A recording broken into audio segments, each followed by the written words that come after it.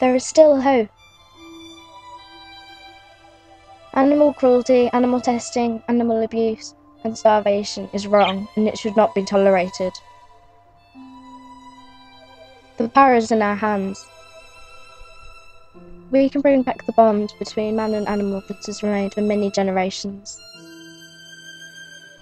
If you do one thing today, take time to think about this appeal and donate money to your local animal charity. Thank you for your time.